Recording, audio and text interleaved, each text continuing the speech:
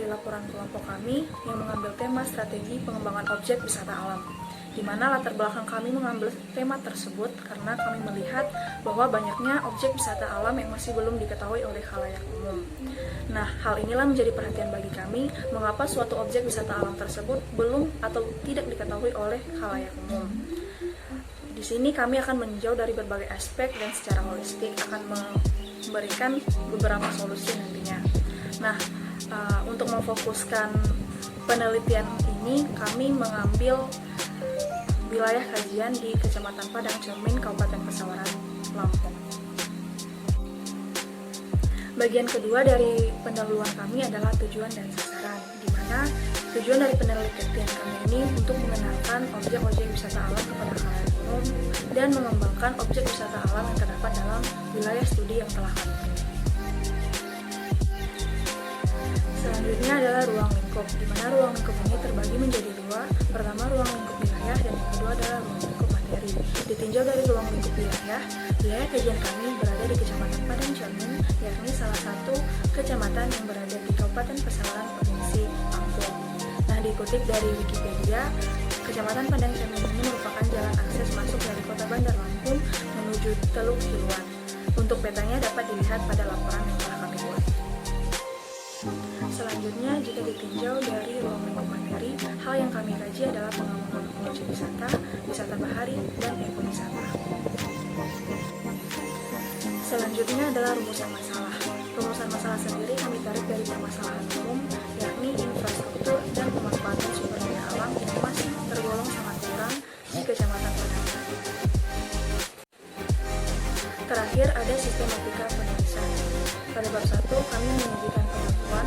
Bab 2, terdapat kajian kebijakan dan literatur. Bab 3, ada gambaran umum wilayah. Bab 4, ada analisis, strategi dan program. Dan pada bab 5, kami memberikan kesimpulan. Di sini saya akan menjelaskan bab 2, kajian kebijakan dan literatur. Yang pertama ada Peraturan Daerah Kabupaten Pesawaran Nomor 4 Tahun 2012 tentang Rencana Tata Ruang Wilayah Kabupaten Pesawaran tahun 2011 sampai 2031, di mana ada bab 6 Rencana Pola Ruang, bagian ketiga Kawasan Budidaya, paragraf 7 Kawasan Peruntukan Pariwisata pasal 39. Lalu ada bab 6 juga Arahan Pemanfaatan Ruang, bagian ketiga Perwujudan Rencana Pola Ruang, paragraf ketiga Perwujudan Kawasan Budidaya pasal 78. Kedua ada Peraturan Daerah Kabupaten Pesawaran Nomor 6 tahun 2019, Rencana Tata Ruang Wilayah Kabupaten Pesawaran tahun 2019 sampai 2039, di mana ada bab 5 Rencana Pola Ruang, bagian ketiga Kawasan Peruntukan Budidaya pasal 37. Lalu ada bab 7 Arahan Pemanfaatan Ruang dengan bagian keempat Indikasi Program Utama Perwujudan Kawasan Strategis Kabupaten pasal 43 dari ayat 3 sampai F.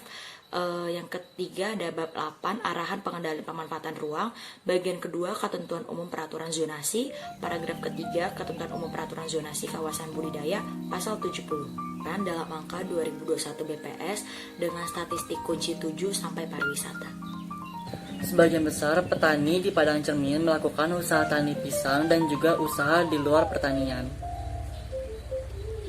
Di luar usaha pertanian atau non-farm, yaitu sebesar Rp4.123.636,18 per tahun atau 13,12%. Untuk memenuhi kebutuhan hidupnya, 3.3 aspek fisik kawasan. Ketinggian wilayah Padang Cermin. Kecamatan Padang Cermin merupakan salah satu kecamatan di wilayah Kabupaten Pesawaran.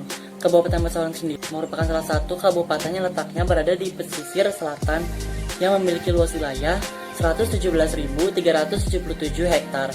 Kabupaten ini terdiri dari 7 kecamatan dan 133 desa. Kecamatan Padang Cermin menjadi kecamatan terluas dengan luas wilayah 33.463 hektar. Kecamatan ini juga memiliki topografi wilayah bervariasi, yakni antara daratan, berbukit, hingga bergunung dengan ketinggian 0 sampai 350 mdpl. Lalu curah hujan Kecamatan Padang Cermin, wilayah Kabupaten Pesawaran merupakan daerah tropis dengan curah hujan rata-rata 151,5 mm per bulan dan rata-rata jumlah curah hujannya itu 12,1 hari per bulan. Memiliki rata-rata suhu udaranya 26,7 derajat Celcius. Curah hujan Kecamatan Padang Cermin sendiri adalah 1.500 sampai 2.500 mm per tahun, dengan jumlah hari hujan 100 sampai 150 hari per tahun. Lalu untuk kemiringan lereng Kecamatan Padang Cermin, Kecamatan Padang Cermin merupakan topografi yang menempati lebih dari 40% terbesar di Kabupaten Pesawaran, yaitu sebesar 35.394,05 yang terbesar. Adapun pengelompokan luas wilayah berdasarkan kemiringan lereng di Kabupaten Pesawaran adalah sebagai berikut. Kemiringan 0 sampai 8% yaitu 11.337 hektar atau 9,66%. Lalu kemiringan lereng lebih dari 40% yaitu sekitar 106.079,78 hektar atau 90,38%. Lalu kondisi hidrologi Kecamatan Padang Cermin. Sungai yang mengalir di Kecamatan Padang Cermin yaitu Wali Sekampung dengan luas daerah aliran sungai sepanjang 714,82 hektar, ditilik dari pola drainase atau aliran sungai wilayah Kabupaten Pesawaran masuk dalam pola dendritik, rektangular, dan radial. Pembentukan pola aliran sungai ini dipengaruhi oleh kondisi pergerakan tanah, topografi, bentukan morfologi, jenis batuan, proses geomorfik, tata air, dan bentukan areal vulkan. 3.4 Aspek infrastruktur. Air bersih.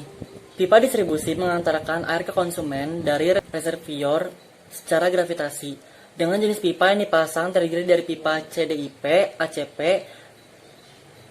PVC, GI, steel, dan fiberglass. Pelayanan PDAM di Kabupaten Pesawaran, pengairan air ke konsumen dilakukan secara gravitasi selama 24 jam per hari dengan jumlah penduduk terlayani sebanyak 8.665 jiwa. Sedangkan beberapa kecamatan lainnya dengan menggunakan sumur gali yang ada di tiap rumah dan dengan melakukan penampungan air di bak-bak tertentu. Yang kedua, listrik. Pada umumnya, rumah-rumah yang ada di Kabupaten Pesawaran telah menggunakan penerangan listrik dari PT PLN. Walaupun masih ada wilayah yang menggunakan penerangan dari pelita, senter, atau obor, umumnya berada di daerah pedesaan yang daerahnya belum terlayani PT PLN. Dibantu dengan PLTS atau penerangan listrik tenaga surya, pada tahun 2007 tercatat jumlah pelanggan PLN berdasarkan pencatatan pada 2 kantor ranting PLN di Kabupaten Pesawaran adalah sebesar 8.749 pelanggan. Yang ketiga, telekomunikasi. Pelayanan telekomunikasi di wilayah Kabupaten Pesawaran belum menjangkau seluruh kecamatan yang ada di Kabupaten Pesawaran. Area pelayanan telkom di Kabupaten Pesawaran pada tahun 2005 yaitu Yantel Gendong Tataan dengan jumlah pelanggan 1.465 STT. Banyaknya kapasitas sambungan di BDL sampai GDT yang berlokasi di Kecamatan Gedong Tataan. Lalu yang keempat ada limbah. Sistem drainase merupakan suatu sistem saluran yang berfungsi untuk memindahkan air hujan secepat mungkin dari suatu daerah ke daerah badan air penerima. Fungsi saluran drainase yaitu sebagai saluran pembuangan air hujan juga dimanfaatkan sebagai saluran rumah tangga untuk menghasilkan suatu sistem jaringan yang hierarki yang meliputi saluran-saluran terlain, saluran primer, saluran sekunder, dan saluran tersier. Dan yang terakhir, 3.5 Aspek pariwisata. Di Kabupaten Padang Cermin terdapat banyak sekali objek wisata alam yang mungkin kita tidak tahu, seperti Pantai Mutun, Seri Ringgang, Dewi Mandapa, air terjun Ciupang, air terjun Sinar 3, 1.162 SST, dan fasilitas wartel sebanyak 56 unit. Dan masih banyak lagi.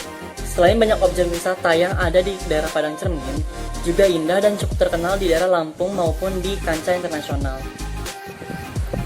Setelah mengetahui perkembangan wilayah, sekarang kita akan membahas analisis strategi dan program, di mana pada bagian pertama dibahas tentang analisis potensi dan masalah, ditinjau dari beberapa aspek, yakni aspek kependudukan, ekonomi, fisik kawasan, infrastruktur, dan pariwisata. Ditinjau dari aspek kependudukan, perencanaan pembangunan wilayah dapat terlaksana dengan baik, karena sumber daya manusia dapat dimanfaatkan dan kepadatan penduduk pun tidak terlalu mempengaruhi strategi dalam pengembangan objek wisata alam. Selanjutnya ditinjau dari aspek ekonomi. Sebagian besar profesi di Kecamatan Padang Cermin adalah petani, di mana sektor pertanian merupakan sumber andalan utama bagi warga setempat.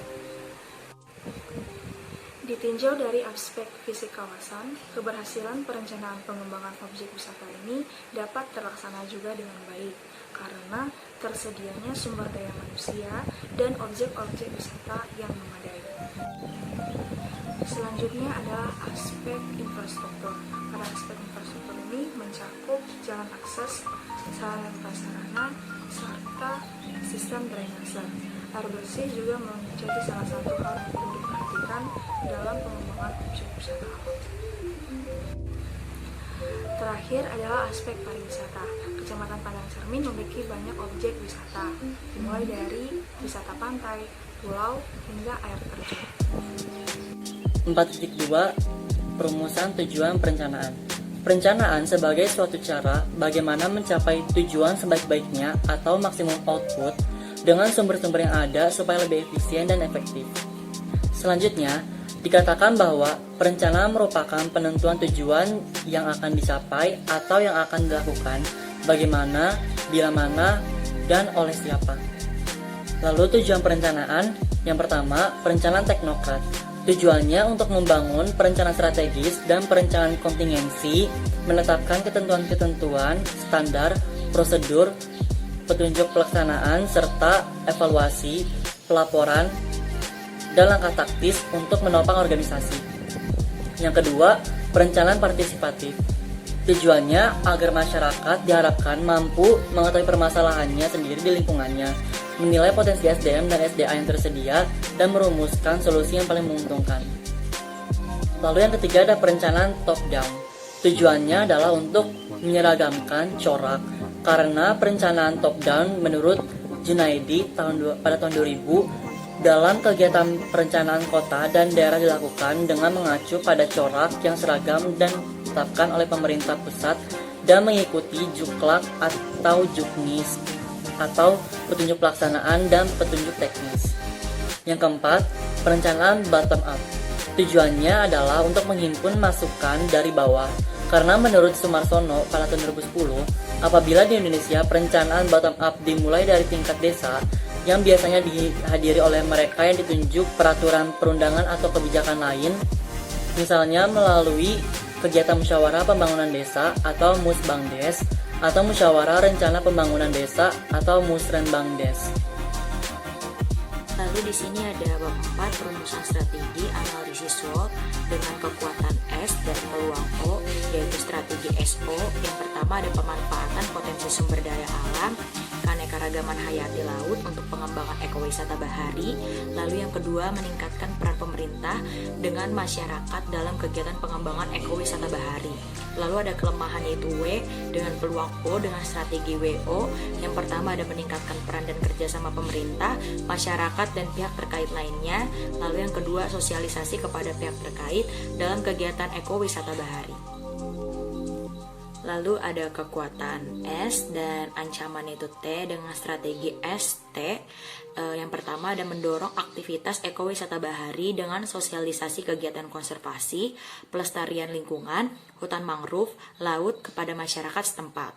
Lalu yang kedua meningkatkan pengawasan keselamatan wisata. Lalu ada kelemahan W, ancaman T dengan strategi WT. Yang pertama itu membuat SOP keselamatan bagi wisatawan. Lalu yang kedua membangun sarana dan prasarana demi penunjang ekowisata bahari seperti pembangun akses jalan, transportasi, dan penginapan. Nah, sekarang adalah program penanganan. Kelompok kami telah membuat beberapa program penanganan untuk mengatasi permasalahan terkait pengembangan objek wisata di Kecamatan Padang Cermin ini.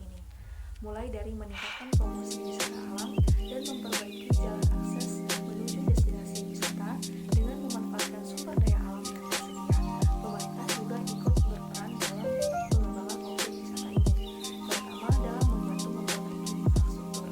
Selanjutnya, meningkatkan pengawasan keselamatan dengan cara membuat SOP atau beberapa alternatif yang memastikan untuk keselamatan. Selanjutnya, adalah mengadakan sosialisasi konvensi pelestarian lingkungan dengan membangun jadwal kepada masyarakat sekitar agar terciptanya ekowisata bahari. Selanjutnya adalah meningkatkan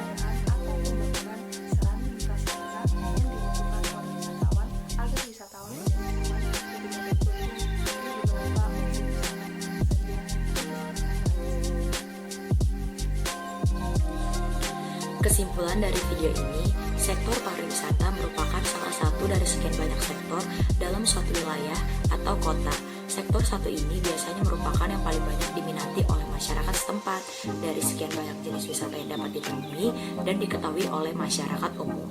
Kami akan lebih berfokus pada pembahasan objek wisata alam, dan tujuan kami terhadap wilayah kajian ini untuk memfokuskan pada strategi, yaitu mengenalkan dan mengembangkan setiap objek wisata yang terdapat di Kecamatan Padang Cermin. Seperti yang kita lihat dari analisis yang kami buat untuk memfokuskan masalah yang ada di Kecamatan Padang Cermin, ialah terhadap aspek ekonomi, aspek kependudukan, aspek fisik wilayah, aspek infrastruktur, dan aspek pariwisata. Desain survei kebutuhan data. Nomor 1, pendapatan per kapita Padang Cermin. Tujuannya untuk mengetahui kondisi ekonomi masyarakat Padang Cermin. Tipe dokumennya dokumen angka. Tahun datanya itu 2021 atau data terbaru. Lalu metode pengumpulannya yaitu data sekunder atau data statistik. Instrumen survei yaitu media internet. Lalu metode analisisnya yaitu analisis deskriptif. Sumber datanya yaitu lembaga BPS dan outputnya yaitu pendapatan per kapita Padang Cermin. Lalu yang nomor 2 yaitu infrastruktur akses pariwisata Padang Cermin. Tujuannya yaitu untuk mengetahui kelayakan infrastruktur akses pariwisata. Jenis datanya foto atau peta. Lalu tahun datanya itu yang terbaru tahun 2021. Metode pengumpulannya yaitu data primer atau observasi. Lalu instrumen surveinya seperti kamera, GPS, dan alat tulis. Metode analisisnya yaitu analisis deskriptif, dan sumber datanya yaitu pengamatan di lapangan. Lalu untuk outputnya yaitu ketersediaan infrastruktur akses wisata di Padang Cermin. Untuk nomor 3, data penduduk Padang Cermin. Tujuannya yaitu mengetahui lebih lanjut status masyarakat, dan jenis datanya yaitu dokumen, angka, dan narasi. Tahun datanya itu yang terbaru tahun 2021. Metode pengumpulannya yaitu data sekunder atau data statistik, dan untuk instrumen surveinya yaitu media internet. Sumber datanya yaitu lembaga BPS dan outputnya yaitu data detail penduduk Padang Cermin. Untuk nomor 4 yaitu data pengunjung pariwisata di Padang Cermin. Tujuannya yaitu untuk mengetahui pengaruh pengunjung yang datang dan perubahannya. Jenis data yang digunakan yaitu dokumen dan angka. Tahun data yaitu tahun 2021 atau data terbaru. Metode pengumpulan yaitu data sekunder atau data statistik, dan instrumen surveinya yaitu media internet. Metode analisisnya yaitu analisis deskriptif, dan sumber datanya yaitu lembaga BPS. Lalu untuk outputnya mengetahui dampak pengunjung terhadap pariwisata di Padang Cermin. Untuk metode pengumpulan data yang digunakan yaitu ada 3. Ada observasi lapangan, wawancara informal, dan juga tinjauan literatur. Lalu instrumen pengumpulan datanya. Untuk menelaah dokumen, instrumen yang digunakan yaitu yang pertama, dokumen statistik kependudukan Padang Cermin, dan yang kedua yaitu peta wilayah Kecamatan Padang Cermin.